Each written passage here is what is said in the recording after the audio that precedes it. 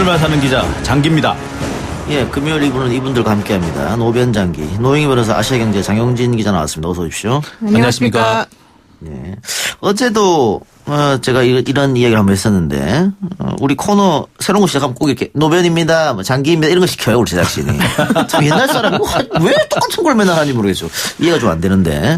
그래 저는 상당히 푸근합니다. 저도 옛날 사람이기 때문에 옛날 사람끼리 통하는 게 있는 것 같아요. 그래요.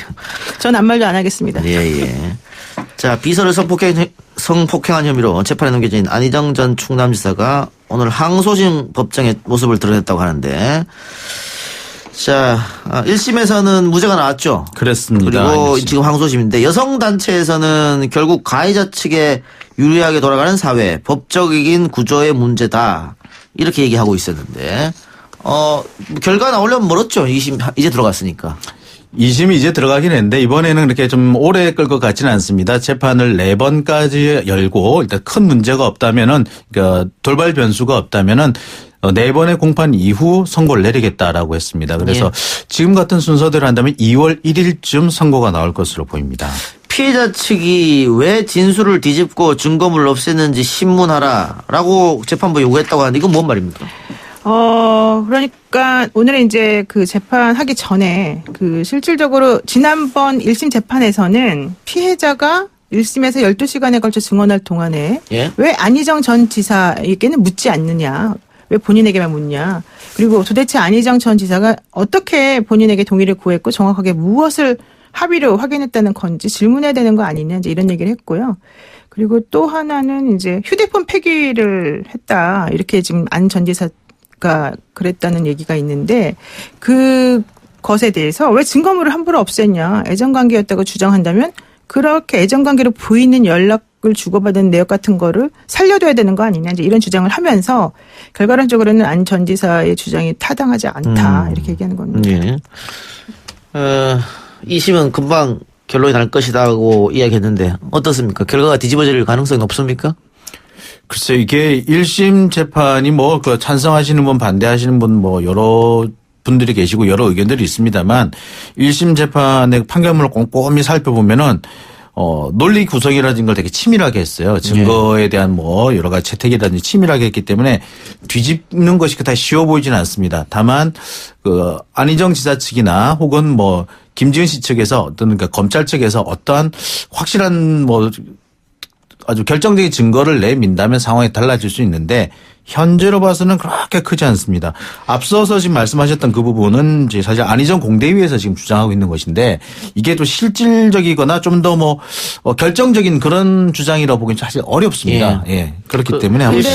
근데 그 부분은 또 조금 견해가 다르게 얘기될 수 있는 것이 저도 뭐 1심에서 그 재판 자체가 뭐 판결이 너무 이상하다고 생각하지는 않는 사람인데 그 이후에 대법원 판결이 하나가 나왔어요. 뭐가 나왔냐면은 성인지 감수성이라고 하는 것을 우리가 좀 고려를 해야 된다. 성적인 이 사건 관련해서는. 1심 판결 이후에 나온 판결인가요? 그게? 네. 그래서 대법원에서 이제 그런 식으로 얘기를 했기 때문에 성인지 감수성이라고 하는 것은 결국 피해자 중심적인 입장에서 이거를 살펴봐야 된다라고 하는 주장이거든요.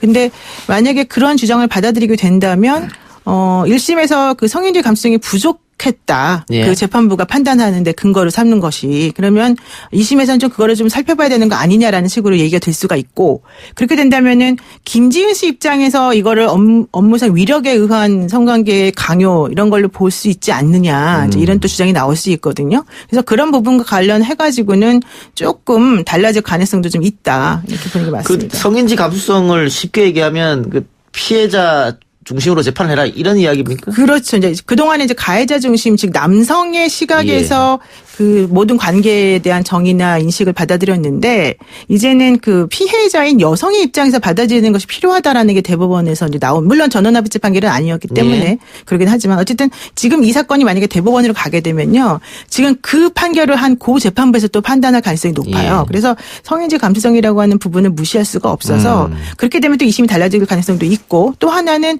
지금 요즘에 이제 재판부는 여성 단체나 이런 분들의 또 이런 여론 같은 것들은 뭐 전혀 무시할 수는 수는 없는 부분이거든요. 근데 워낙 또 강렬하게 지금 비난하는 부분이 많았기 때문에 그런 부분들에 대해서도 또 아마 더 꼼꼼하게 챙겨보게 될 가능성이 있는 거죠. 아마 변수가 된다면 그게 그 부분이 하나의 변수가 될 것 같아요. 그러니까 아직 이게 그 전원합의체 판결이 아니라고 하셨지만 사실은 그 앞에 권순일 대법관이 주심을 해서 전원합의체 판결이 하나 있긴 있습니다. 그게 또 있기 때문에 사실 성인지 감수성을 어떻게 적용하느냐에 따라 가지고 상황이 달라질 가능성이 있긴 있습니다. 그 만약에 그렇게 해서 2심이 뒤집어진다고 한다면은 반대로 또 난리 나겠네요. 젠더 문제로 우리 사회가 시끄럽게 되지 않을까. 근데 이게 어떤 결과가 나오더라도 시끄러울 것 같습니다. 예. 알겠습니다. 예. 자, 오늘 안희정 전 지사 재판뿐만이 아니고 김경수 경남도지사 재판도 있었다고 하는데 김경수 지사 결국은 재판에서 그동안 이야기했던 것처럼 계속해서 혐의를 부인한 거죠? 네, 그렇습니다. 오늘 김경수 지사하고 안희정 전 지사 같은 경우는 10분 간격으로 도착을 했어요. 그러니까 김경수 지사가 먼저 도착을 했는데 사실 김경수 지사 입장에서 약간 조금 불편할 수도 있었던 것 같아요. 그래서 먼저 도착하는 바람에 질문도 많이 집중이 됐었거든요. 어떻게 생각하시느냐. 오늘 안희정 전 지사랑 함께 재판을 받게 되는데 어떻게 생각하시느냐. 그러니까 김경수 지사는 지금 내 재판하기도 바쁘다라고 이제 답을 했습니다. 지금 김경수 지사 같은 경우는 이번에 이제 드루킹 오늘 같은 경우 그런 얘기를 했어요. 드루킹의 주장이 신빙성이 낮다라는 거를 지금 재판 과정에서 점점 밝혀지고 있다라고 주장을 했습니다. 이 얘기는 뭐냐면은 이게 드루킹이 그동안 김경수 지사에게 킹크랩을 조작하는 모습과 시연하는 모습을 보여줬고 실제로 사용에 대한 묵시적인 허락까지 받았다라고 주장을 했는데 이와 관련해서 주장이 조금씩 변하는 부분이 있었어요. 그러니까 원래는 여러 명이 있는 자리에서 시연을 했다라고 했다가 단 둘이 있는 곳에서 시연을 했다고 했다가 여러 가지 좀 얘기가 바뀌었기 때문에 이런 부분에서 지금 드루킹의 주장이 점점 신빙성이 없어지고 있다라고 주장하는 게 아닌가 싶습니다. 예. 1심 선고 언제쯤 나올까요? 지금 오늘이 이제 8번째 재판이란 말이에요. 그리고 앞으로 2번 정도 남았어요. 그렇다라고 한다면 이제 빨리 하게 되면 1월 달에 할 가능성도 있는데 1월 말 정도에 할 가능성이 있는데 사실 잘 언제 끝날지는 모르는데 2월 달엔 사실 재판들을 잘 안 하니까 현실적으로 끝내려면 1월 달에 하는 게 맞죠. 알겠습니다. 다른 얘기 봅시다. 제5공화국 시대 대표적인 경제 사범이었던 장영자 씨가 교도소 추수 3년 만에 또다시 사기 사건으로 구속이 됐습니다.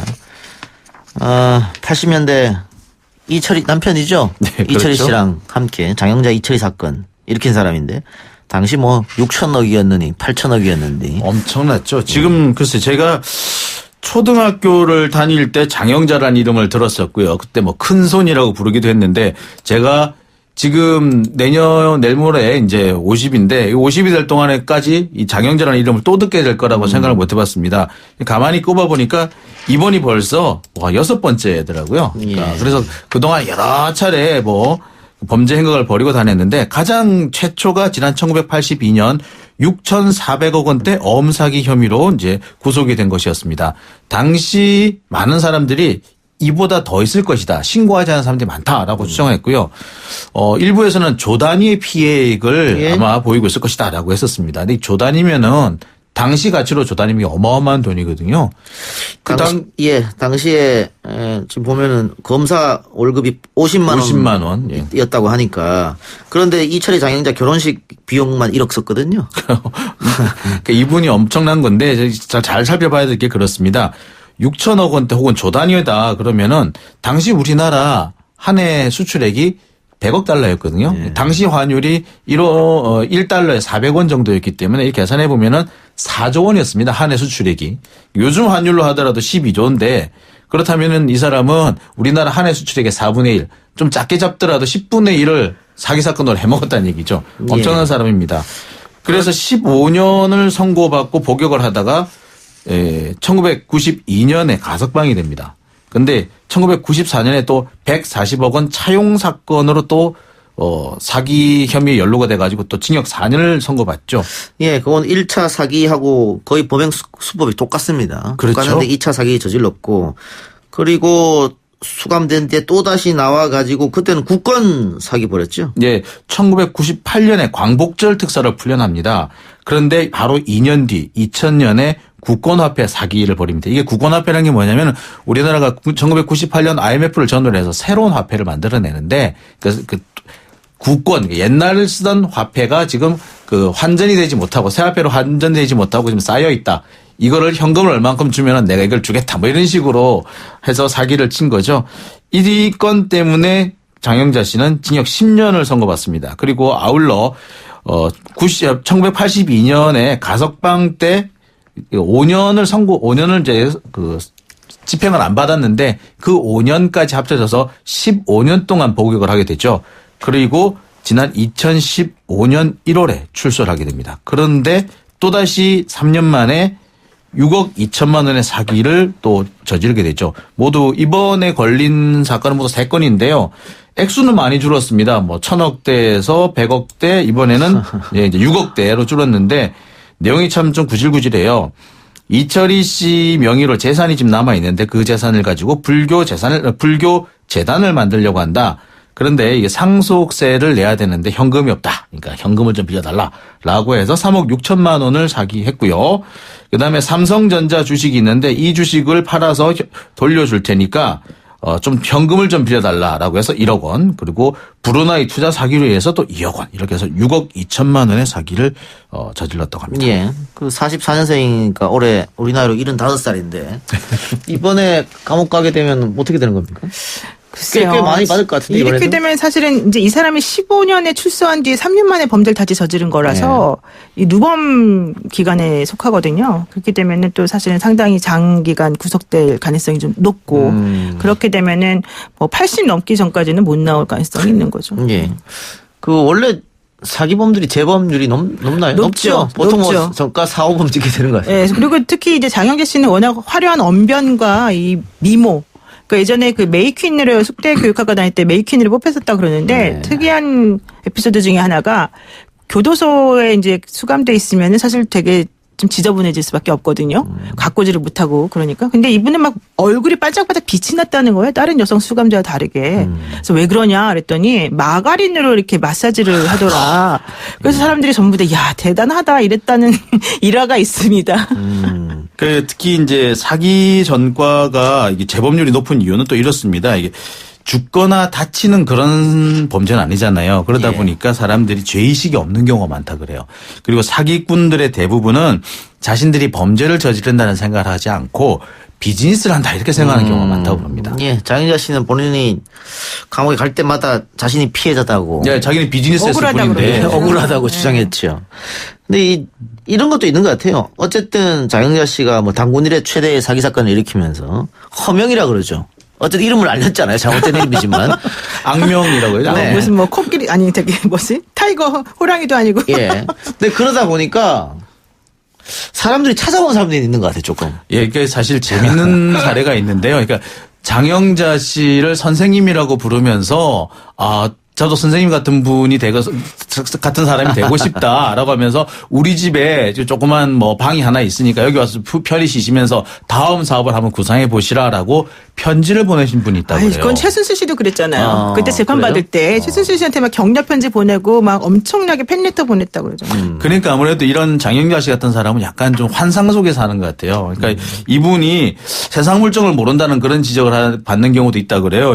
뭐 정홍원 전 국무총리가 검사 시절에 바로 이 장영자 씨를 수사를 했는데 무슨 말을 하면은 하여튼 간에 그 영어를 하나 더 붙여서 얘기를 하더라. 자기 검사 월급이 그 당시 50만 원이었는데 검사 월급이 한 1,000만 원쯤 되지 않느냐 뭐 그렇게 얘기를 했다고 그래요.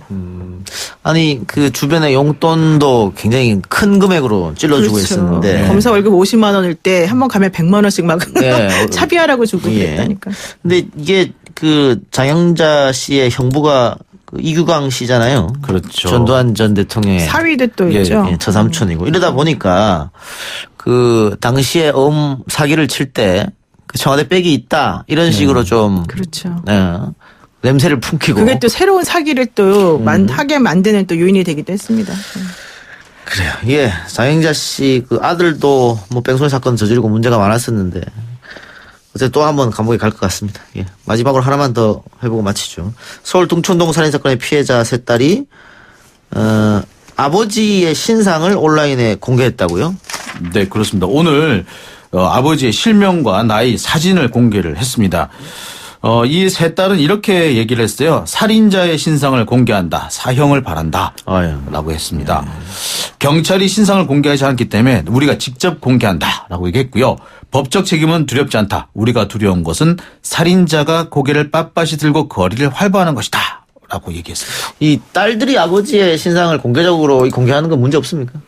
아니 뭐 그렇다 하더라도 원칙적으로는 명예훼손이나 뭐 이런 거 될 수 있겠지만 문제는 명예훼손 같은 경우는 이제 반의사불벌죄 뭐 이런 거에 포함이 되기 때문에 친고죄 이런 거 포함되기 때문에 사실은 아버지가 직접 이제 나서야 되는 거예요. 고소를 해야 되는. 근데 문제는 아버지가 지금 현재 재판받고 있는데 자기 딸들을 또 고소하면 본인에게 오히려 더 형량에 안 좋은 영향을 미치겠죠. 지금 1월 25일 날 재판 선고가 남아 있거든요. 그리고 본인이 반성한다 그랬는데 딸들이 그렇게 말한다고 해서 거기에다가 이제 뭔가 법적 조치를 취한다는 거는 아마도 본인이 안 하게 될 것이고 더 저는 쇼킹했던 게 어제 그 딸들이 이제 그 소셜미디어에 올린 글 중에 하나가 이 피고인 아버지는 자기 그러니까 엄마와 우리 세 딸 중에 누구를 죽일까를 저울질했다더라. 아하. 이런 내용이 나왔었어요. 정말 끔찍하더라고요.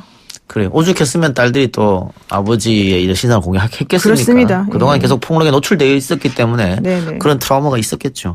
자 검찰이 피의자에 대해서 무기징역을 구형했다고 하는데 전자 발찌도 10년 부착하게끔 구형하고 예. 그리고 5년 동안 보호관찰 해달라고 그런 구형까지 같이 했어요. 근데 딸들은 사형을 구형해달라 그랬었거든요. 그래서 그 부분과 관련해가지고는 아마 이제 앞으로도 만약에 또 이제 제대로 뭐 그에 준하는 결과가 안 나오면 아마 또 여러 가지 반응이 나올 것 같습니다. 이제 또 뭐 항소심도 있으니까요. 네, 그렇죠. 예. 알겠습니다. 오늘 두 분 말씀 여기까지 듣겠습니다. 수고하셨습니다. 네, 고맙습니다.